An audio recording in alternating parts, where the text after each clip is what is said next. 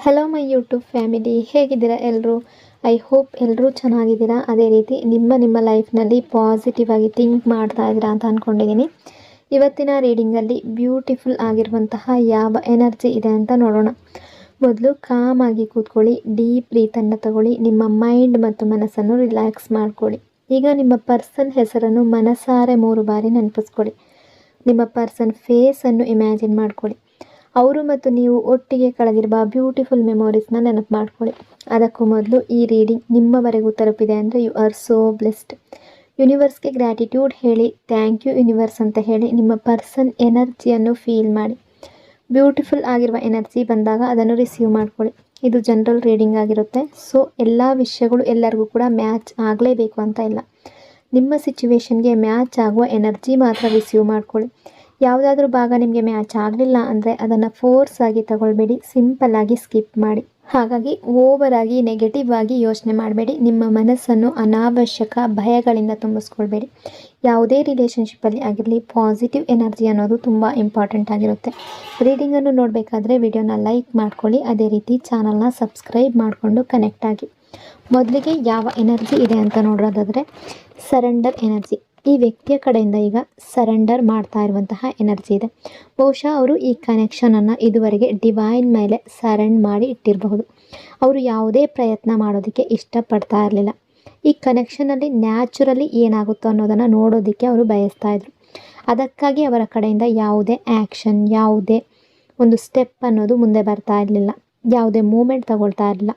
Just because ಅವರು ಥಿಂಗನ್ನು naturally ಆಗೋದಕ್ಕೆ ಬಿಟ್ಟಿದ್ರು. ಇಲ್ಲಿ ತುಂಬ ಜನರಿಗೆ ನಿಮ್ಮ ಪರ್ಸನ್ ನಿಮ್ಮ ಅಡ್ವಾಂಟೇಜ್ ತೊಗೊಂಡ್ರು ಅಂತ ಅನಿಸಿರಬಹುದು. ಅವರು ನಿಮ್ಮ ಜೊತೆ ಜಸ್ಟ್ ಟೈಮ್ ಪಾಸ್ ಮಾಡಿದರು.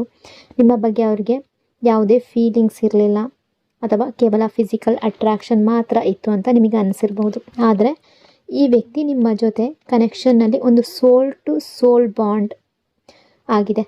ನೀವಿಬ್ಬರು ಸ್ಪಿರಿಚುವಲಿ ಕನೆಕ್ಟೆಡ್ ಆಗಿರಬಹುದು.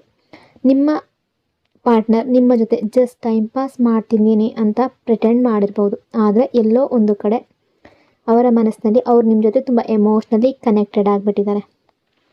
Deep love and soul connection energy.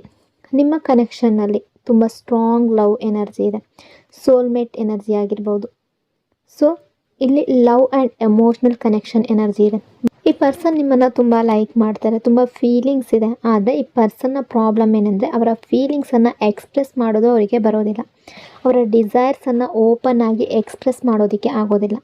ನಿಮ್ಮ ಮುಂದೆ ಕೂಡ ಅವರ ಫೀಲಿಂಗ್ಸ್ ಮತ್ತು ಎಮೋಷನ್ಸನ್ನು ಓಪನ್ ಆಗಿ ಎಕ್ಸ್ಪ್ರೆಸ್ ಮಾಡೋದಕ್ಕೆ ಆಗೋದಿಲ್ಲ. ಅದಕ್ಕೆ ನಿಮಗೆ ಈ ಪರ್ಸನ್ ಜಸ್ಟ್ ಟೈಮ್ ಪಾಸ್ ಮಾಡ್ತಿದ್ದಾರೆ, ನಿಮ್ಮ ಬಗ್ಗೆ ಸೀರಿಯಸ್ ಇಲ್ಲ, ಜಸ್ಟ್ ಫೀಲಿಂಗ್ಸ್ ಯಾವುದು ತೋರಿಸ್ತಾ ಇಲ್ಲ, ನಿಮ್ಮನ್ನು ತುಂಬ ಹರ್ಟ್ ಮಾಡಿದ್ದಾರೆ ಅನ್ನೋ ಫೀಲಿಂಗ್ ಬಂದಿರ್ಬೋದು. ಸೊ ನೋಡಿ, ಪ್ರತಿಯೊಬ್ಬರ ಲವ್ ಲ್ಯಾಂಗ್ವೇಜ್ ಬೇರೆ ಬೇರೆ ಇರುತ್ತೆ. ಈ ವ್ಯಕ್ತಿಯ ಲವ್ ಲ್ಯಾಂಗ್ವೇಜ್ ಏನಂದರೆ ಅವರು ಅವರನ್ನು ಎಕ್ಸ್ಪ್ರೆಸ್ ಮಾಡ್ಕೊಳ್ಳೋದಿಲ್ಲ. ನೀವು ತುಂಬ ಸಲ ಈ ಥಿಂಗ್ ನೋಟಿಸ್ ಮಾಡಿರ್ಬೋದು. ಈ ಪರ್ಸನ್ ಅವರ ಲವ್ವನ್ನು ಯಾವತ್ತೂ ತೋರಿಸೋದಿಲ್ಲ. ಆದರೆ ನೀವು ಇವರಿಗೆ ಮ್ಯಾಟರ್ ಆಗ್ತೀರಾ. ನೀವು ಇವರಿಗೆ ತುಂಬ ನಿಮ್ಮ ಬಗ್ಗೆ ಥಿಂಕ್ ಮಾಡುವ ರೀತಿ ಮಾಡ್ತೀರಾ. Regret and realisation energy. ಈ ವ್ಯಕ್ತಿ ಯಾವ ರೀತಿಯ ವ್ಯಕ್ತಿ ಆಗಿರಬಹುದು ಅಂದರೆ, ಯಾವುದಾದ್ರೂ ಒಂದು ಥಿಂಗ್ ಅವ್ರ ಹತ್ರ ಇರುವವರೆಗೂ ಅದರ ವ್ಯಾಲ್ಯೂ ಅವರಿಗೆ ಗೊತ್ತಾಗೋದಿಲ್ಲ. ಅದು ದೂರ ಹೋದಾಗ ಅದು ನನ್ನ ಹತ್ರ ಇತ್ತು, ಆದರೆ ಈಗ ನಾನು ಅದನ್ನು ದೂರ ಮಾಡ್ಕೊಂಡಿದ್ದೀನಿ ಅಂತ ಅದರ ವ್ಯಾಲ್ಯೂ ಗೊತ್ತಾಗುತ್ತೆ.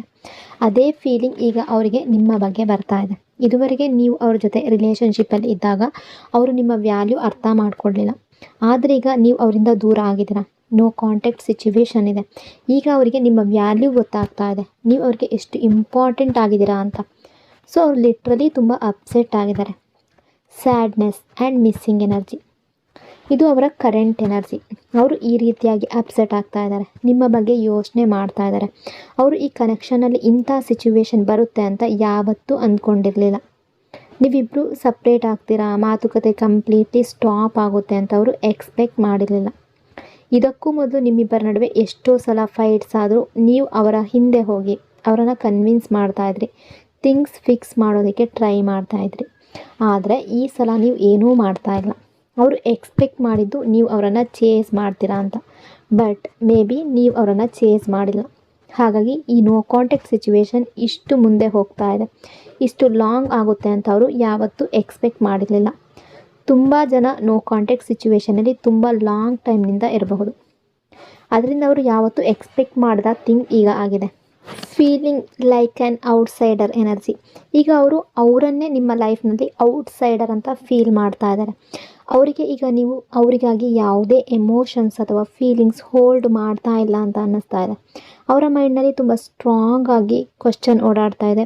ಇನ್ನೂ ಇವರು ನನ್ನ ಬಗ್ಗೆ ಥಿಂಕ್ ಮಾಡ್ತಾ ಇದ್ದಾರಾ, ಅಥವಾ ಇವರ ಲೈಫ್ನಲ್ಲಿ ಬೇರೆ ಯಾರಾದರೂ ಬಂದಿದ್ದಾರಾ, ಈಗ ಅವರು ಕಮಿಟೆಡ್ ಆಗಿದ್ದಾರಾ, ಅವ್ರಿಗೆ ಗೊತ್ತಿಲ್ಲ. ಅವರು ನಿಮ್ಮ ಲೈಫ್ನಲ್ಲಿ ಏನು ನಡೀತಾ ಇದೆ ಅಂತ ತಿಳ್ಕೊಳ್ಳೋದಕ್ಕೆ ಟ್ರೈ ಮಾಡ್ತಾ ಇದ್ದಾರೆ. ಆದರೆ ಅವರಿಗೆ ಯಾವುದೇ ಕ್ಲಾರಿಟಿ ಅನ್ನೋದು ಕಾಣಿಸ್ತಾ ಇಲ್ಲ. ಅವರು ನಿಮ್ಮ ಲೈಫ್ನಲ್ಲಿ ಎಷ್ಟು ನೋಡೋದಕ್ಕೆ ಟ್ರೈ ಮಾಡ್ತಾರೋ ಅಷ್ಟು ಅವ್ರಿಗೆ ಯಾವುದೇ ಕ್ಲೂ ಸಿಗ್ತಾ ಇಲ್ಲ. ನಥಿಂಗ್, ಯಾವುದೇ ಕ್ಲೂ ಸಿಗ್ತಾ ಇಲ್ಲ.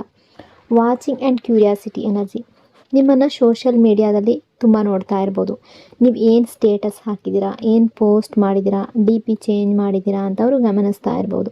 ನಿಮ್ಮ ಬಗ್ಗೆ ಏನು ಅಪ್ಡೇಟ್ ಇದೆ ಅಂತ ಯಾವಾಗಲೂ ಗಮನಿಸ್ತಾ ಇರ್ಬೋದು. ನಿಮ್ಮ ಲಾಸ್ಟ್ ಸೀನ್ ಯಾವಾಗಿತ್ತು, ಏನಿತ್ತು ಅಂತ ಕೂಡ ನೋಡ್ತಾ ಇರ್ಬೋದು. ಎಕ್ಸ್ಪೆಷಲಿ ನೀವು ಅವರನ್ನು ಬ್ಲಾಕ್ ಮಾಡದೇ ಇದ್ದರೆ. ಅವರು ಬ್ಲಾಕ್ ಮಾಡಿದ್ರು ಅನೋನ್ ID ಮೂಲಕ ನಿಮ್ಮನ್ನು ನೋಡ್ತಾ ಇರ್ಬೋದು. ಈ ಪರ್ಸನ್ ನಿಮ್ಮನ್ನು ತುಂಬ ಎಕ್ಸ್ಟ್ರೀಮ್ ಲೆವೆಲ್ನಲ್ಲಿ ವಾಚ್ ಮಾಡ್ತಾ ಇರ್ಬೋದು. ನಾರ್ಮಲಿ ವಾಚ್ ಮಾಡೋದಕ್ಕಿಂತ ತುಂಬ ಜಾಸ್ತಿ ಲೆವೆಲ್ನಲ್ಲಿ ವಾಚ್ ಮಾಡ್ತಾ ಇರ್ಬೋದು. ನಿಮ್ಮ ಲೈಫ್ನಲ್ಲಿ ಏನು ನಡೀತಾ ಇದೆ ಅನ್ನೋದನ್ನು ತಿಳ್ಕೊಳ್ಳೋದಕ್ಕೆ ಅವರು ತುಂಬ ಸ್ಟ್ರಾಂಗ್ ಕ್ಯೂರಿಯಾಸಿಟಿಯಲ್ಲಿದ್ದಾರೆ. Strong feelings and fear of losing energy. ಅವರು ನಿಮ್ಮ ಬಗ್ಗೆ ಇಷ್ಟು ತಿಳ್ಕೊಳ್ಳೋದಕ್ಕೆ ಕಾರಣ ಅಂದರೆ ನಿಮ್ಮ ಬಗ್ಗೆ ತುಂಬ ಫೀಲಿಂಗ್ಸ್ ಇದೆ. ತುಂಬ ಫೀಲಿಂಗ್ಸ್ ಮತ್ತು ತುಂಬ ಎಮೋಷನ್ಸ್ ಹೋಲ್ಡ್ ಮಾಡ್ತಾ ಇದ್ದಾರೆ. ಅವರು ನಿಮ್ಮನ್ನು ದೂರ ಮಾಡ್ಕೊಳ್ಳೋದಕ್ಕೆ ಇಷ್ಟಪಡ್ತಾ ಇಲ್ಲ. ಲಿಟ್ರಲಿ ಅವರು ನಿಮ್ಮನ್ನು ದೂರ ಮಾಡ್ಕೊಳ್ಬೇಕು ಅಂತ ಅಂದ್ಕೊಳ್ತಾ ಇಲ್ಲ. ಅವರ ಎನರ್ಜಿಯಲ್ಲಿ ಇದು ತುಂಬ ಸ್ಟ್ರಾಂಗ್ ಆಗಿದೆ. ಅವರಿಗೆ ನಿಮ್ಮ ಮೇಲೆ ಇಷ್ಟು ಲವ್ ಮತ್ತು ಫೀಲಿಂಗ್ಸ್ ಇರೋದ್ರಿಂದಲೇ ನಿಮ್ಮನ್ನು ಇಷ್ಟು ವಾಚ್ ಮಾಡ್ತಾ ಇದ್ದಾರೆ. ಅವರಿಗೆ ನಿಮ್ಮನ್ನು ನೋಡದೆ, ನಿಮ್ಮ ಬಗ್ಗೆ ತಿಳಿದೇ ಇರೋದಕ್ಕೆ ಆಗ್ತಾ ಇಲ್ಲ. ನಿಮಗೆ ಇನ್ನೂ ಈ ಪರ್ಸನ್ ನನ್ನ ಬಗ್ಗೆ ಯೋಚನೆ ಮಾಡ್ತಾ ಇಲ್ಲ, ಮುಂದೆ ಹೋಗಿಬಿಟ್ಟಿದ್ದಾರೆ, ನಾರ್ಮಲ್ ಆಗಿದ್ದಾರೆ ಅಂತ ಅನ್ನಿಸ್ಬಹುದು. ಅಥವಾ ನೀವು ಅವರನ್ನು ವಾಚ್ ಮಾಡ್ತಿದ್ರೆ ಅವರು ತುಂಬ ಹ್ಯಾಪಿಯಾಗಿ ನಾರ್ಮಲ್ ಲೈಫ್ ಲೀಡ್ ಮಾಡ್ತಾ ಇದ್ದಾರೆ ಅಂತ ಕಾಣ್ಬೋದು. ಆದರೆ ಆ ರೀತಿ ಆಗಿರಬೇಕು ಅಂತ ಇಲ್ಲ. ಅವರು ಅವರ ರಿಯಾಲಿಟಿಯನ್ನು ಸೋಷಿಯಲ್ ಮೀಡಿಯಾನಲ್ಲಿ ತೋರಿಸ್ತಾ ಇಲ್ಲ. ಅವರ ಲೈಫ್ನಲ್ಲಿ ನಿಜವಾಗ್ಲೂ ಏನು ನಡೀತಾ ಇದೆ ಅನ್ನೋದನ್ನು ನಿಮಗೆ ತೋರಿಸ್ತಾ ಇಲ್ಲ. Reunion and new beginning energy. ಇವರ ಡೀಪ್ ಡೌನ್ ಎನರ್ಜಿ ಏನಂದರೆ ಅವರು ರಿಯೂನಿಯನ್ ಬಯಸ್ತಾ ಇದ್ದಾರೆ. ರಿಯಲ್ ಲೈಫ್ನಲ್ಲಿ ಅವರು ಕಮ್ ಬ್ಯಾಕ್ ಮಾಡೋದಕ್ಕೆ ಬಯಸ್ತಾ ಇದ್ದಾರೆ. ಇವರು ನಿಮ್ಮ ಎಕ್ಸ್ ಆಗಿರ್ಬೋದು. ಈ ಪರ್ಸನ್ ನಿಮ್ಮ ಲೈಫ್ನಲ್ಲಿ ಮತ್ತೆ ಎಂಟ್ರಿ ಕೊಡ್ಬೋದು. ಈ ಎಂಟ್ರಿ ಬೇಗ ಆಗುವ ಪಾಸಿಬಿಲಿಟಿ ಇದೆ. ಇಲ್ಲಿ ನ್ಯೂ ಬಿಗಿನಿಂಗ್ ಎನರ್ಜಿ ಇದೆ. ಹಿಂದಿನ ಕನೆಕ್ಷನ್ನಲ್ಲಿ ಇದ್ದ ನೆಗೆಟಿವ್ ಥಿಂಗ್ಸ್ ರಿಲೀಸ್ ಆಗಿ, ಅಂದರೆ ಪಾಸ್ಟಲ್ಲಿದ್ದಂತಹ ಯಾವುದೇ ನೆಗೆಟಿವ್ ಥಿಂಗ್ಸ್ ರಿಲೀಸ್ ಆಗಿ ಒಂದು ನ್ಯೂ ಬಿಗಿನಿಂಗ್ ಆಗುವ ಸಾಧ್ಯತೆ ಇದೆ. ಸೊ ಈ ವ್ಯಕ್ತಿ ಕೂಡ ಅದನ್ನೇ ಬಯಸ್ತಾ ಇದ್ದಾರೆ. ಹಳೆಯ ನೆಗೆಟಿವ್ ಥಿಂಗ್ಸ್ ಎಲ್ಲವನ್ನು ಬಿಟ್ಟು, ಅವರ ಈಗೋ ಮತ್ತು ಪ್ರೈಡ್ ಬಿಟ್ಟು ಕಾಮ್ ಮೈಂಡ್ನಲ್ಲಿ ಯೋಚನೆ ಮಾಡಿ ಒಂದು ಡಿಸಿಷನ್ ತಗೊಳ್ಬೇಕು ಅಂತ ಬಯಸ್ತಾ ಇದ್ದಾರೆ. ನಿಮ್ಮ ಕಡೆ ಬರೋದಕ್ಕೆ ಬಯಸ್ತಾ ಇದ್ದಾರೆ. ಈ ನೆಗೆಟಿವಿಟಿಯನ್ನು ಈಗ ರಿಲೀಸ್ ಮಾಡಬೇಕು ಅಂತ ಅವ್ರು ಅಂದ್ಕೊಳ್ತಾ ಇದ್ದಾರೆ. ಅವರಿಗೆ ಈಗ ಯಾವುದೇ ನೆಗೆಟಿವಿಟಿ ಬೇಡ, ಯಾವುದೇ ಮಿಸ್ಅಂಡರ್ಸ್ಟ್ಯಾಂಡಿಂಗ್ ಬೇಡ. ಬಹುಶಃ ಈ ವ್ಯಕ್ತಿ ತುಂಬ ಬೇಗ ಮಿಸ್ಅಂಡರ್ಸ್ಟ್ಯಾಂಡ್ ಮಾಡಿಕೊಳ್ಳುವ ಪರ್ಸನ್ ಆಗಿರ್ಬೋದು. ಓವರ್ ಥಿಂಕಿಂಗ್ ಮಾಡುವ ವ್ಯಕ್ತಿ ಆಗಿರ್ಬೋದು. ಹೀಗಾಗಿರಬಹುದು, ಹಾಗಾಗಿರಬೇಕು ಅಂತ ತುಂಬ ಅಸಂಪ್ಷನ್ಸ್ ಮಾಡ್ಬೋದು. ಅವ್ರು ಹೀಗೆ ಹೇಳಿದ್ದು ಇದರ ಮೀನಿಂಗ್ ಬೇರೆ ಏನಾದರೂ ಇರ್ಬೋದು. ಅವ್ರು ಇದಕ್ಕಾಗಿ ಹಾಗೆ ಮಾಡಿರಬೇಕು ಅಂತ ಅವರದೇ ದೃಷ್ಟಿಯಲ್ಲಿ ನೋಡುವ ವ್ಯಕ್ತಿಯಾಗಿರ್ಬೋದು. ಆದರೆ ಈಗ ಅವರ ಕಡೆಯಿಂದ ಯಾವುದೇ ಒಂದು ಓವರ್ ಥಿಂಕಿಂಗನ್ನು ಕಡಿಮೆ ಮಾಡ್ಕೊಳ್ತಾ ಇದ್ದಾರೆ. ಅವರು ಅದನ್ನು ಇಷ್ಟಪಡ್ತಾ ಇಲ್ಲ. ನಿಮ್ಮ ಜೊತೆ ಕ್ಲಿಯರ್ ಕಟ್ಟಾಗಿ ಮಾತಾಡಬೇಕು ಅಂತ ಬಯಸ್ತಾ ಇದ್ದಾರೆ. ಅವರ ಸೈಡ್ ಸ್ಟೋರಿ ಏನಿದೆ ಅದನ್ನು ನಿಮಗೆ ಹೇಳಬೇಕು ಅಂತ ಅಂದ್ಕೊಳ್ತಾ ಇದ್ದಾರೆ. ಆಮೇಲೆ ನೀವು ಏನು ಡಿಸಿಷನ್ ತಗೊಳ್ತಿರೋ ಅದನ್ನು ಅಕ್ಸೆಪ್ಟ್ ಮಾಡಬೇಕು ಅಂತ ಅವ್ರು ಬಯಸ್ತಾ ಇದ್ದಾರೆ. ಆದರೆ ಅವರು ನಿಮ್ಮಿಂದ ಫರ್ಗ್ಯೂನೆಸ್ ಕೂಡ ಬಯಸ್ತಾ ಇದ್ದಾರೆ. ನೀವು ಅವರನ್ನು ಫರ್ಗ್ಯೂ ಮಾಡಬೇಕು ಅನ್ನೋದು ಅವರ ಇಂಟೆನ್ಷನ್ನಲ್ಲಿ ಇರಬಹುದು. Communication energy. ನಿಮ್ಮಿಬ್ಬರ ನಡುವೆ ಕಮ್ಯುನಿಕೇಷನ್ ಆಗುವ ಪಾಸಿಬಿಲಿಟಿ ಇದೆ. ಅವ್ರು ನಿಮ್ಮ ಜೊತೆ ಕಮ್ಯುನಿಕೇಟ್ ಮಾಡೋದಕ್ಕೆ ಬಯಸೋದಕ್ಕೆ ಮುಖ್ಯ ಕಾರಣ ಅವರು ನಿಮ್ಮನ್ನು ಲೈಕ್ ಮಾಡ್ತಾರೆ, ಲವ್ ಮಾಡ್ತಾರೆ. ಅವರು ಕಮ್ ಬ್ಯಾಕ್ ಮಾಡೋದಕ್ಕೆ ಬಯಸ್ತಾರೆ. ನಿಮ್ಮ ಎಕ್ಸಿಸ್ಟೆನ್ಸ್ನ ವ್ಯಾಲ್ಯೂ ಅವರಿಗೆ ಈಗ ರಿಯಲೈಸ್ ಆಗಿದೆ. ನೀವು ಅವರ ಲೈಫ್ನಲ್ಲಿ ಎಷ್ಟು ವ್ಯಾಲ್ಯೂ ಆ್ಯಡ್ ಮಾಡ್ತೀರಾ ಅನ್ನೋದು ಅವರಿಗೆ ಗೊತ್ತಾಗಿದೆ. ಅವರ ಲೈಫ್ನಲ್ಲಿ ನೀವು ಯಾರು, ಎಷ್ಟು ಇಂಪಾರ್ಟೆಂಟ್ ಅನ್ನೋದನ್ನು ಅವರು ಚೆನ್ನಾಗಿ ಅಂಡರ್ಸ್ಟ್ಯಾಂಡ್ ಮಾಡಿದ್ದಾರೆ. ನಿಮ್ಮ ಎಕ್ಸಿಸ್ಟೆನ್ಸ್ ಅವರಿಗೆ ಎಷ್ಟು ಮೀನಿಂಗ್ ಕೊಡುತ್ತೆ ಅನ್ನೋದನ್ನು ಅವರು ಈಗ ಕ್ಲಿಯರ್ಲಿ ಅಂಡರ್ಸ್ಟ್ಯಾಂಡ್ ಮಾಡ್ತಾ ಇದ್ದಾರೆ. ನಿಮ್ಮ ಎಕ್ಸಿಸ್ಟೆನ್ಸ್ ಅವರ ಲೈಫ್ನಲ್ಲಿ ತುಂಬ ಮ್ಯಾಟರ್ ಮಾಡುತ್ತೆ. ಮತ್ತು ಅವರು ನಿಮ್ಮನ್ನು ಹೇಗಾದರೂ ದೂರ ಮಾಡ್ಕೊಳ್ಳೋದಕ್ಕೆ ಇಷ್ಟಪಡ್ತಾ ಇಲ್ಲ. Transformation and change energy. Things ಈಗ ಕಂಪ್ಲೀಟ್ಲಿ ಚೇಂಜ್ ಆಗಿದೆ. ಮೊದಲು ಇದ್ದ ಹಾಗೆ ಈಗ ಸಿಚುವೇಶನ್ ಇಲ್ಲ. ಮೊದಲು ಅವರು ನಿಮ್ಮ ಜೊತೆ ತುಂಬ ರೂಡಾಗಿ ಬಿಹೇವ್ ಮಾಡಿರ್ಬೋದು, ಚೀಟ್ ಮಾಡಿರ್ಬೋದು, ನಿಮ್ಮ ಜೊತೆ ತುಂಬ ಹರ್ಟ್ ಆಗುವ ರೀತಿ ನಡ್ಕೊಂಡಿರ್ಬೋದು. ನೀವು ತುಂಬ ಎಫರ್ಟ್ ಹಾಕಿದ್ರು ಝೀರೋ ರಿಸಲ್ಟ್ಸ್ ನಿಮಗೆ ಸಿಕ್ಕಿರ್ಬೋದು. ಆದರೆ ಈಗ ಹಾಗಿಲ್ಲ. ಈ ಪರ್ಸನ್ನಲ್ಲಿ ತುಂಬ ಚೇಂಜ್ ಬಂದಿದೆ. ಅವರು ಚೇಂಜ್ ಆಗದೇ ಇದ್ದರೆ ನೀವು ಅವರನ್ನು ಅಕ್ಸೆಪ್ಟ್ ಮಾಡಲ್ಲ ಅನ್ನೋದು ಅವ್ರಿಗೆ ಗೊತ್ತಾಗಿದೆ. ಆ ಚೇಂಜನ್ನು ಅವರು ನಿಮಗಾಗಿ ಅವರೊಳಗೆ ತರಬೇಕು ಅಂತ ಬಯಸ್ತಾ ಇದ್ದಾರೆ, ಬೇರೆಯವ್ರಿಗಾಗಿ ಅಲ್ಲ. ನಿಮ್ಮ ಹ್ಯಾಪಿನೆಸ್ಗಾಗಿ ಈ ಚೇಂಜ್ ತರಬೇಕು ಅಂತ ಬಯಸ್ತಾ ಇದ್ದಾರೆ. ಅವರು ಆ ಚೇಂಜನ್ನು ನಿಮಗೆ ತೋರಿಸಿ ನೀವು ಅವರನ್ನು ಅಕ್ಸೆಪ್ಟ್ ಮಾಡಬೇಕು ಅಂತ ಬಯಸ್ತಾ ಇದ್ದಾರೆ. ಅವರ ಸೈಡ್ ಸ್ಟೋರಿ ನಿಮಗೆ ಹೇಳಬೇಕು, ನಿಮ್ಮ ಬಗ್ಗೆ ಅವರಿಗಿರುವ ಫೀಲಿಂಗ್ಸ್, ಎಮೋಷನ್ಸ್ ಎಲ್ಲವನ್ನು ನಿಮಗೆ ಹೇಳಬೇಕು. ಆಮೇಲೆ ನೀವು ನಿಮ್ಮ ಡಿಸಿಷನ್ ತಗೊಳ್ಬೇಕು ಅಂತ ಅವರು ಬಯಸ್ತಾ ಇದ್ದಾರೆ. ನೀವು ಈಗಾಗಲೇ ಈ ಪರ್ಸನ್ ಬಂದರೆ ನಾನು ಯಾವತ್ತೂ ಫರ್ಗಿವ್ ಮಾಡೋದಿಲ್ಲ ಅಂತ ಮೈಂಡ್ನಲ್ಲಿ ಜಡ್ಜ್ಮೆಂಟ್ ಮಾಡಿಕೊಂಡು ಕೂತ್ಕೊಳ್ಬೇಡಿ. ಈಗ ಯಾವುದೇ ಜಡ್ಜ್ಮೆಂಟ್ ಕ್ರಿಯೇಟ್ ಮಾಡ್ಕೋಬೇಡಿ. ಈಗಲೇ ಯಾವುದೇ ಡಿಸಿಷನ್ ತಗೊಳ್ಬೇಡಿ. ಅವರು ಅವರ ಸೈಡ್ ಸ್ಟೋರಿ ಹೇಳಿದ ಮೇಲೆ ನಿಮ್ಮ ದೃಷ್ಟಿಯಲ್ಲಿ ಯಾವ ಬದಲಾವಣೆ ಬರುತ್ತೆ ಅನ್ನೋದನ್ನು ನೋಡಿ. ನಿಮ್ಮ ಡಿಸಿಷನ್ ಏನು ಅನ್ನೋದನ್ನು ಥಿಂಕ್ ಮಾಡಿ. ಇದುವರೆಗೆ ನೀವು ಅವರನ್ನು ನಿಮ್ಮ ಮನಸ್ಸಿನಲ್ಲಿ ಒಬ್ಬ ವಿಕ್ಟಿಮ್ ರೀತಿ ನೋಡ್ತಾ ಇದ್ದರೆ ಅಥವಾ ಅವರನ್ನು ಹೇಟ್ ಮಾಡ್ತಾ ಇದ್ದರೆ, ಈ ಪರ್ಸನ್ನಿಂದ ನನಗೆ ತುಂಬ ಹರ್ಟ್ ಆಗಿದೆ, ಅವರನ್ನು ಫರ್ಗಿವ್ ಮಾಡಲ್ಲ ಅಂತ ನಿಮಗೆ ಅನಿಸಿರ್ಬೋದು. ಆದರೆ ಅವರು ಬಂದಾಗ ಅವರ ಮಾತನ್ನು ಮೊದಲು ಕೇಳಿ. ಅವರು ನಿಮ್ಮನ್ನು ಅಪ್ರೋಚ್ ಮಾಡೋದಕ್ಕೆ ಟ್ರೈ ಮಾಡಿದ್ರೆ ಅವರನ್ನು ಇಗ್ನೋರ್ ಮಾಡಬೇಡಿ. ಅವರಿಗೆ ಒಂದು ಸೇಫ್ ಸ್ಪೇಸ್ ಕೊಡಿ. ಅವರು ಅವರ ಮಾತನ್ನು ಓಪನ್ ಆಗಿ ನಿಮ್ಮ ಮುಂದೆ ಹೇಳ್ಕೊಳ್ಳೋದಕ್ಕೆ. Maturity and secure energy. ಈ ಸಲ ಈ ಪರ್ಸನ್ ಯಾವುದೇ ರೀತಿಯಲ್ಲಿ ಡ್ರಾಮಾ ಬಯಸ್ತಾ ಇಲ್ಲ, ಮ್ಯಾನಿಪ್ಯುಲೇಷನ್ ಜೊತೆ ಬರ್ತಾ ಇಲ್ಲ. ಅವ್ರಿಗೆ ತುಂಬ ಫೀಲಿಂಗ್ಸ್ ಇದೆ. ಹಿಂದೆ ಅವರು ತುಂಬ ಮ್ಯಾನಿಪ್ಯುಲೇಟ್ ಮಾಡಿರ್ಬೋದು. ಹಿಂದೆ ತುಂಬ ಇನ್ಸೆಕ್ಯೂರ್ ಪರ್ಸನ್ ಆಗಿದ್ದರು. ಒಬ್ಬ ಇನ್ಸೆಕ್ಯೂರ್ ಪರ್ಸನ್ ಸಾಮಾನ್ಯವಾಗಿ ಡಾಮಿನೆನ್ಸ್ ಮತ್ತು ಕಂಟ್ರೋಲ್ ತೋರಿಸ್ತಾರೆ. ಒಬ್ಬ ಸೆಕ್ಯೂರ್ ಪರ್ಸನ್ ನಿಮ್ಮನ್ನು ಡಾಮಿನೇಟ್ ಅಥವಾ ಕಂಟ್ರೋಲ್ ಮಾಡೋದಕ್ಕೆ ಟ್ರೈ ಮಾಡೋದಿಲ್ಲ. ನಿಮ್ಮ ಮೇಲೆ ಪ್ರೆಷರ್ ಹಾಕಿ ಅವರ ಪ್ರಕಾರ ನಡಿಬೇಕು ಅಂತ ಹೇಳೋದಿಲ್ಲ. ಒಬ್ಬ ಸೆಕ್ಯೂರ್ ಹೀಲ್ಡ್ ಪರ್ಸನ್ ನಿಮಗೆ ಫ್ರೀಡಮ್ ಕೊಡ್ತಾರೆ. ಒಬ್ಬ ಹೀಲ್ಡ್ ಮತ್ತು ಅನ್ಹೀಲ್ಡ್ ಪರ್ಸನ್ ನಡುವಿನ ಬಿಗ್ಗೆಸ್ಟ್ ಡಿಫ್ರೆನ್ಸ್ ಅದೇ. ಒಬ್ಬ ಸೆಕ್ಯೂರ್ ಮತ್ತು ಇನ್ಸೆಕ್ಯೂರ್ ಪರ್ಸನ್ ನಡುವಿನ ಬಿಗ್ಗೆಸ್ಟ್ ಡಿಫ್ರೆನ್ಸ್ ಕೂಡ ಅದೇ. ನಿಮ್ಮನ್ನು ಡಾಮಿನೇಟ್ ಮಾಡೋದಕ್ಕೆ ಟ್ರೈ ಮಾಡ್ತಾ ಇರುವ ಪರ್ಸನ್ ಒಳಗಿನಿಂದ ಎಲ್ಲೋ ಅನ್ಹೀಲ್ಡ್ ಆಗಿರ್ತಾರೆ. ಪಾಸ್ಟ್ನಲ್ಲಿ ಯಾರಾದರೂ ಅವರನ್ನು ಡಾಮಿನೇಟ್ ಅಥವಾ ಕಂಟ್ರೋಲ್ ಮಾಡಿರ್ಬೋದು. ಅದೇ ಥಿಂಗ್ ಅವರು ಮುಂದೆ ರಿಫ್ಲೆಕ್ಟ್ ಮಾಡ್ತಿರಬಹುದು. ನಾವು ಹಲವಾರು ಸಲ ಮಿರರ್ ಥರ ಇರ್ತೀವಿ.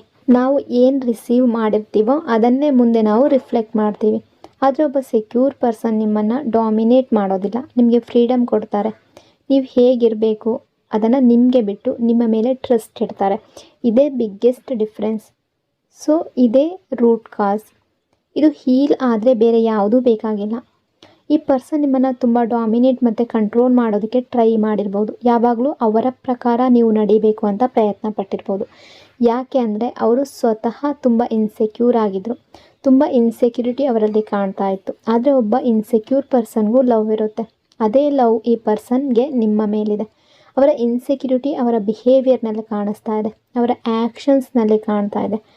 ಸೊ ಆ ಆ್ಯಕ್ಷನ್ಸ್ ನಿಮ್ಮನ್ನು ಟ್ರಿಗರ್ ಮಾಡ್ಬೋದು. ಅವರ ಇನ್ಸೆಕ್ಯೂರಿಟಿ ನಿಮಗೆ ಟ್ರಿಗರ್ ಆಗೋದಕ್ಕೆ ಒಂದು ರೀಸನ್ ಇರ್ಬೋದು. ನೀವು ನಿಮ್ಮನ್ನೇ ಹೀಲ್ ಮಾಡ್ಕೊಳ್ಬೇಕು ಅಂತ.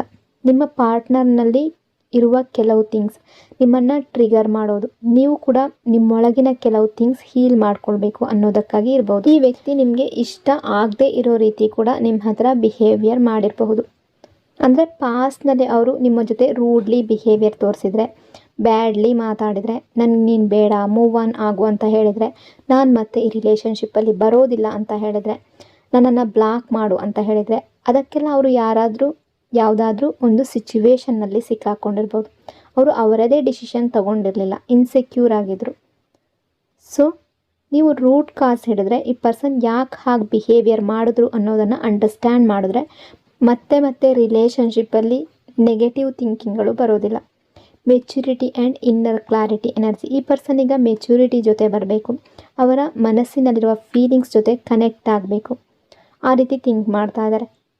ಸೊ ಈ ಪಾರ್ಟ್ನರ್ನ ಬಿಗ್ಗೆಸ್ಟ್ ಪ್ರಾಬ್ಲಮ್ ಇದೆ. ಅವರು ಅವರ ಹೈಯರ್ ಸೆಲ್ಫ್ ಜೊತೆ ಕನೆಕ್ಟ್ ಆಗ್ತಾ ಇಲ್ಲ. ಅದಕ್ಕಾಗಿ ಅವರ ಮನಸ್ಸಿನಲ್ಲಿರುವ ಫೀಲಿಂಗ್ಸನ್ನು ಫೀಲ್ ಮಾಡ್ತಾಯಿದ್ರು, ಅವುಗಳನ್ನು ಸಪ್ರೆಸ್ ಮಾಡ್ತಾ ಇದ್ದಾರೆ. ಫೀಲಿಂಗನ್ನು ಅಕ್ಸೆಪ್ಟ್ ಮಾಡುವ ಬದಲು ಡಿನೇ ಮಾಡ್ತಾ ಇದ್ದಾರೆ. ಒಬ್ಬ ಪರ್ಸನ್ ಆ್ಯಕ್ಷನ್ ತಗೊಳ್ಳುವ ಮೊದಲು ಕ್ಲಾರಿಟಿ ಬೇಕಾಗುತ್ತೆ. ನನಗೇನು ಬೇಕು, ನಾನು ಏನು ಮಾಡಬೇಕು ಅನ್ನೋ ಕ್ಲಾರಿಟಿ ಬೇಕು. ನಿಮ್ಮ ಪಾರ್ಟ್ನರ್ಗೆ ಇದೇ ಕ್ಲಾರಿಟಿ ಇಲ್ಲ. ಹಾಗಾಗಿ ಅವರಲ್ಲಿ ಇಮ್ಮೆಚ್ಯೂರಿಟಿ ಕಾಣ್ತಾ ಇದೆ. ನಿಮ್ಮ ಕಡೆ ಬರುವ ಮೊದಲು ಅವರು ಹೀಲ್ ಆಗಬೇಕು. ಅವರ ಹೀಲಿಂಗ್ ಇನ್ನೂ ಬಾಕಿ ಇದೆ. ಅವರ ಅವೇಕ್ನಿಂಗ್ ಕೂಡ ಬಾಕಿ ಇದೆ. ಹಾಗಾಗಿ ಅವರು ನಿಮ್ಮ ಮುಂದೆ ಈ ರೀತಿಯಾಗಿ ಬಿಹೇವಿಯರ್ ಮಾಡ್ತಾ ಇದ್ದಾರೆ. ಅವರಿಗೆ ಟೈಮ್ ಕೊಡಿ, ಸ್ಪೇಸ್ ಕೊಡಿ, ಅವರು ಮೆಚ್ಯೂರ್ ಆಗಲಿ. ಒಬ್ಬ ಅನ್ಹೀಲ್ಡ್ ಪರ್ಸನ್ ನಿಮ್ಮ ಲೈಫ್ಗೆ ಬಂದು ನಿಮ್ಮ ಲೈಫನ್ನು ಡಿಸ್ಟರ್ಬ್ ಮಾಡ್ಬೋದು. ಹಾಗಾಗಿ ಅವರು ಅನ್ಹೀಲ್ಡ್ ಆಗಿ ಅಲ್ಲ, ಹೀಲ್ಡ್ ಆಗಿ ನಿಮ್ಮ ಲೈಫ್ಗೆ ಬರೋದು ಮುಖ್ಯ. Reunion and happiness energy. ಇಲ್ಲಿ ರಿಯೂನಿಯನ್ ಬಯಸುವ ಎನರ್ಜಿ ಇದೆ. ನೀವು ಯೋಚನೆ ಮಾಡ್ತಾ ಇರುವಂತಹ ಪರ್ಸನ್ ರಿಯೂನಿಯನ್ ಬಯಸ್ತಾ ಇದ್ದಾರೆ. Family and priority shift energy. ಈ ವ್ಯಕ್ತಿ ಅವರ ಫ್ಯಾಮಿಲಿಗೆ ತುಂಬ ಅಟ್ಯಾಚ್ಡ್ ಆಗಿರ್ಬೋದು. ಫ್ಯಾಮಿಲಿಗೆ ಯಾವಾಗಲೂ ಪ್ರಿಯಾರಿಟಿ ಕೊಡ್ತಾ ಇರ್ಬೋದು. ನಾನು ನನ್ನ ಫ್ಯಾಮಿಲಿಗಾಗಿ ಇದನ್ನು ಮಾಡಬೇಕು, ಅದನ್ನು ಮಾಡಬೇಕು ಅಂತ ಅವರು ಯೋಚನೆ ಮಾಡ್ತಾ ಇರ್ಬೋದು. ಇದುವರೆಗೆ ಫ್ಯಾಮಿಲಿಗಾಗಿ ತುಂಬ ಮಾಡ್ತಾ ಬಂದಿದ್ದಾರೆ, ಮತ್ತು ನಿಮ್ಮನ್ನು ಪ್ರಿಯಾರಿಟಿ ಕೊಡದೇ ಇರ್ಬೋದು. ಅವರ ಪ್ರಿಯಾರಿಟಿ ಯಾವಾಗಲೂ ಮೊದಲು ಫ್ಯಾಮಿಲಿಗೆ ಆಗಿತ್ತು, ಆದರೆ ಈಗ ಅವರ ಪ್ರಿಯಾರಿಟೀಸ್ ಚೇಂಜ್ ಆಗ್ತಾ ಇದೆ. ಈಗ ನೀವು ಅವರ ಪ್ರಿಯಾರಿಟಿ ಲಿಸ್ಟ್ನಲ್ಲಿ ಬರ್ತಾ ಇದ್ದೀರಾ ಅನ್ನೋ ಎನರ್ಜಿ ಇದೆ. ಇದು ಹೇಗಾಯಿತು? ಯಾಕೆಂದರೆ ಅವರಿಗೆ ತುಂಬ ಡಿಸಪಾಯಿಂಟ್ಮೆಂಟ್ ಸಿಕ್ಕಿದೆ. ಸೊ ಅವರ ಫ್ಯಾಮಿಲಿಗಾಗಿ ಎಲ್ಲವನ್ನ ಮಾಡ್ತಾ ಬಂದರು. ಅವರ ಫ್ಯಾಮಿಲಿ ಅವರಿಗೆ ವ್ಯಾಲ್ಯೂ ಕೊಡ್ತಾ ಇಲ್ಲ ಅನ್ನೋ ರಿಯಲೈಸೇಷನ್ ಬಂದಿರ್ಬೋದು. ಅವರು ಸ್ಯಾಡ್ ಆಗಿದ್ರು, ಅವರ ಫ್ಯಾಮಿಲಿ ಅವರಿಗೆ ಹೆಲ್ಪ್ ಮಾಡೋದಕ್ಕೆ ಆಗ್ತಾ ಇಲ್ಲ ಅನ್ನೋ ರಿಯಲೈಸೇಷನ್ ಬಂದಿರ್ಬೋದು. ಅವರ ಫ್ಯಾಮಿಲಿ ಅವರಿಗೆ ಅವರ ಪ್ರಾಬ್ಲಮ್ಸಿಂದ ಹೊರಗಡೆ ಬರೋದಕ್ಕೆ ಸಪೋರ್ಟ್ ಮಾಡ್ತಾ ಇಲ್ಲ ಅಂತ ಅನಿಸಿರ್ಬೋದು. ಸೊ ಇದೆಲ್ಲ ಕಾರಣದಿಂದ ಈ ಸಿಚುವೇಷನ್ನಲ್ಲಿ ಅವರು ಸ್ಯಾಡ್ ಆಗಿದ್ದಾಗ ಅವರ ಫ್ಯಾಮಿಲಿ ಅವರಿಗೆ ಗಮನ ಕೊಡ್ತಾ ಇಲ್ಲ ಅನ್ನೋದು ಅವರಿಗೆ ಅನ್ನಿಸ್ತಾ ಇದೆ. ಡಿಫಿಕಲ್ಟ್ ಟೈಮ್ ಬಂದಾಗ ಅವರಿಗೆ ಅವರ ಲೈಫ್ನಲ್ಲಿ ಏನು ಅಂತ ಅರ್ಥ ಆಗ್ತಾ ಇದೆ. Tower moment energy. ಅವರಿಗೆ ಒಂದು ದೊಡ್ಡ ರಿಯಲೈಸೇಷನ್ ಬಂದಿದೆ. ಅವ್ರು ನಿಮ್ಮ ಜೊತೆ ಮಾಡಿದ ತಪ್ಪುಗಳ ಬಗ್ಗೆ ಅವ್ರಿಗೆ ಲೆಸನ್ ಮತ್ತೆ ಸಿಗ್ತಾ ಇದೆ. ನೀವು ಈ ರಿಲೇಷನ್ಶಿಪ್ಪನ್ನು ತುಂಬ ಪ್ಯೂರಿಟಿಯಿಂದ ಮೇಂಟೈನ್ ಮಾಡಿದ್ರಿ, ಆದರೆ ಅವರು ನಿಮ್ಮಿಂದ ದೂರ ಹೋಗಿದ್ದಾರೆ. ಈಗ ಅವರಿಗೆ ಬಹಳಷ್ಟು ರಿಯಲೈಸೇಷನ್ ಆಗ್ತಾ ಇದೆ. ಅವರು ಗೆದ್ದರೂ ಅವರನ್ನೇ ಸೋತವರ ರೀತಿ ಫೀಲ್ ಮಾಡ್ತಾ ಇದ್ದಾರೆ. ನಿಮ್ಮಿಂದ ದೂರ ಇರೋದಕ್ಕೆ ಆಗ್ತಾ ಇಲ್ಲ. ಅವರು ಯಾವುದಾದ್ರೂ ಅಚೀವ್ ಮಾಡಿದ್ರೂ ಕೂಡ ಅವರಿಗೆ ಪೀಸ್ ಸಿಗ್ತಾ ಇಲ್ಲ. ಕೆರಿಯರ್ಗಾಗಿ ನಿಮ್ಮನ್ನು ಬಿಟ್ಟಿರ್ಬೋದು, ಫ್ಯಾಮಿಲಿಗಾಗಿ ನಿಮ್ಮಿಂದ ದೂರ ಇರ್ಬೋದು, ಯಾವುದೋ ಸಿಚುವೇಶನ್ಗಾಗಿ ನಿಮ್ಮಿಂದ ದೂರ ಇರ್ಬೋದು. ಸೊ ಅವ್ರಿಗೆ ಬೇಕಾಗಿದ್ದ ಥಿಂಗ್ಸ್ ಸಿಕ್ಕಿದ್ರೂ ಕೂಡ ಅವ್ರಿಗೆ ಸ್ಯಾಟಿಸ್ಫ್ಯಾಕ್ಷನ್ ಇಲ್ಲ. ಯಾಕೆಂದರೆ ಅವರ ಪೀಸ್ ಎಲ್ಲೋ ನಿಮ್ಮಲ್ಲಿದೆ. ಅವರು ಗೆದ್ದಂತಿದ್ರು ಕೂಡ ಒಳಗಿನಿಂದ ಸೋತಂತೆ ಫೀಲ್ ಮಾಡ್ತಾ ಇದ್ದಾರೆ. ಬಟ್ ನೀವು ಸೋತಂತೆ ಕಾಣಿಸ್ಕೊಂಡ್ರು ನೀವು ಗೆದ್ದಿದ್ದೀರಾ ಅನ್ನೋ ಎನರ್ಜಿ ಇದೆ. ನಿಮ್ಮಿಂದ ದೂರ ಹೋದ್ಮೇಲೆ ಇಷ್ಟು ಸ್ಯಾಡ್ ಆಗ್ತಾರೆ, ಡಿಸ್ಟರ್ಬ್ಡ್ ಆಗ್ತಾರೆ ಅಂತ ಅವ್ರು ಯಾವತ್ತೂ ಅಂದ್ಕೊಂಡಿರಲಿಲ್ಲ. ನಿಮ್ಮನ್ನು ಫರ್ಗೆಟ್ ಮಾಡಿ ನಿಮ್ಮಿಂದ ದೂರ ಇದ್ದರೂ ಹ್ಯಾಪಿ ಆಗಿರ್ತೀನಿ ಅಂತ ಅವರು ಅಂದ್ಕೊಂಡಿದ್ರು. ಆದರೆ ಹಾಗಾಗಲಿಲ್ಲ. ಅವರು ಸ್ಯಾಡ್ ಆಗಿದ್ದಾರೆ, ಡಿಸ್ಟರ್ಬ್ಡ್ ಆಗಿದ್ದಾರೆ. ನಿಮ್ಮನ್ನು ದೂರ ಮಾಡಿಕೊಂಡ ಸಿಚುವೇಶನ್ ಅವರಿಗೆ ಈಗ ಹೆವಿ ಆಗಿದೆ. ಅವರು ಹ್ಯಾಪಿ ಆಗಿದ್ದಾರೆ ಅನ್ನೋ ಎನರ್ಜಿ ಇಲ್ಲ.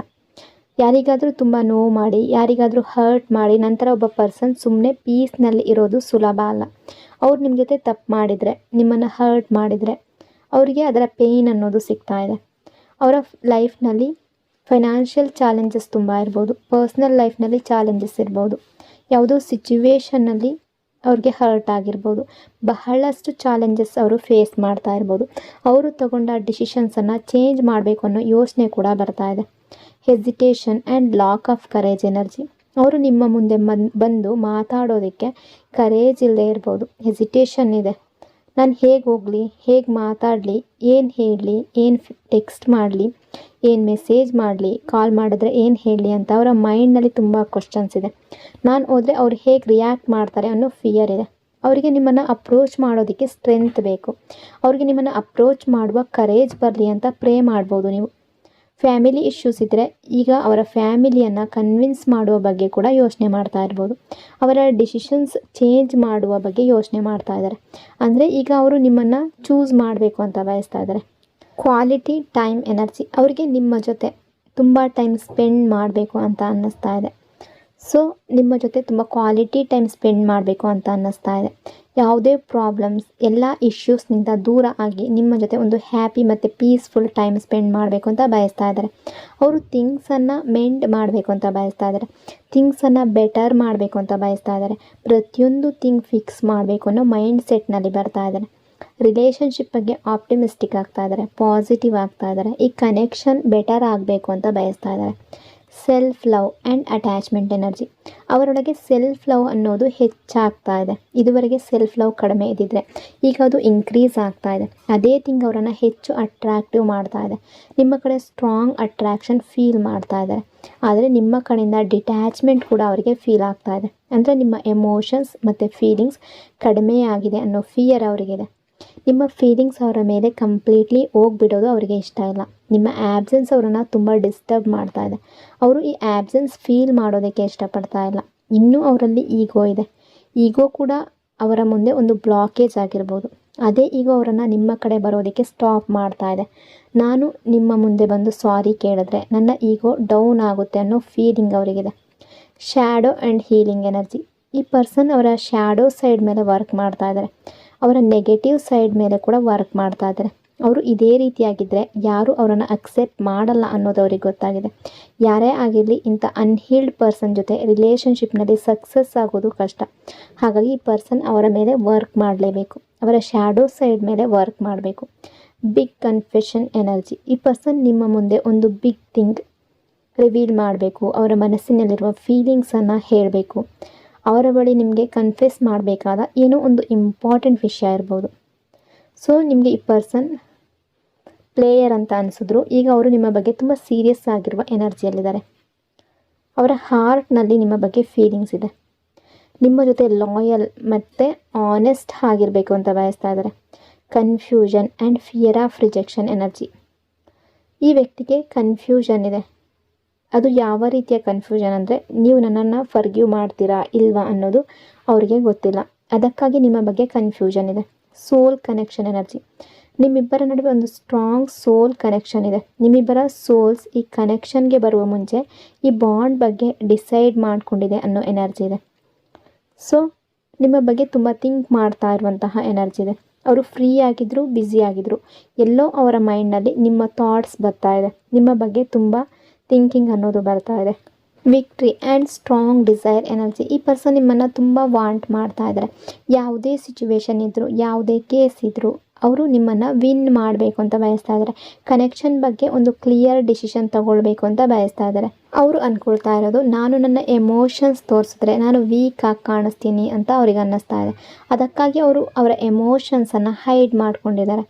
ಅವರ ಮನಸ್ಸಿನಲ್ಲಿರುವ ಫೀಲಿಂಗ್ಸನ್ನು ಹೈಡ್ ಮಾಡ್ತಾರೆ.